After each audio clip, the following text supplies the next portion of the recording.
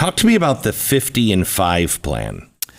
So the UN has partnered with Bill Gates on this, what they call digital public infrastructure. It's a very fancy term. And I think the simplest way to understand it is they're building a giant digital gulag for all of humanity.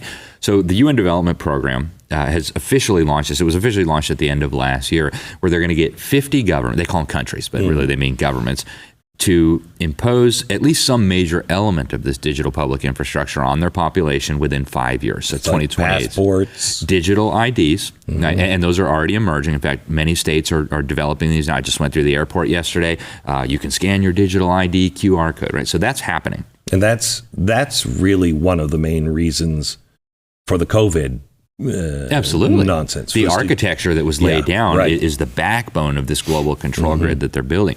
So then you've got the central bank digital currencies, which are already being unveiled. Right? They've already been released. The World Economic Forum just said a few days ago, 98% of the governments and central banks in the world are working on these CBDCs.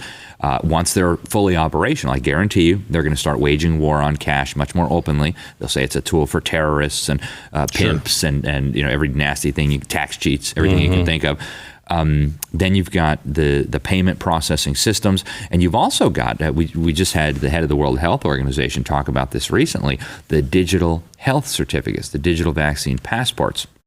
They're taking what the EU developed during the COVID, which, by the way, the European Commission was promoting vaccine passports in May of 2019, long before anybody ever heard of COVID or anything like that. So they're taking all of this together, and they are using it to build a control system that will not just be able to surveil and monitor everything you do on an unprecedented scale. When you combine it with AI, the ability to make sense of all this data, it's just mind-blowing, but also to manipulate what you do. And so they're talking about this, again, pretty openly. If you look at the World Economic Forum meetings, they talk about the benefits of programmable central bank digital currency, where they will be able to say who can buy what, when, under what conditions. And then the Bank for International Settlements, Carol Quigley, to go back to him for a moment, Bill Clinton's mentor, the guy who really exposed this global agenda to create a one world system, he said the apex of the system was going to be the Bank for International Settlements. This is an institution that's almost entirely unknown to Americans. And what they are working on right now, and this is not a secret, it's not a conspiracy because it's not happening behind closed doors, is what they call a universal blockchain ledger.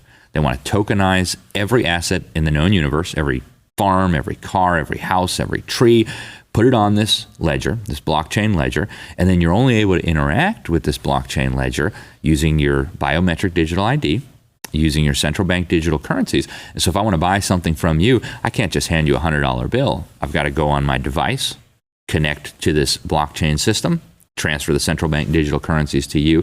And so this is a mechanism for controlling humanity that I think is really unprecedented in human history. And when you take it all together, it's very obvious.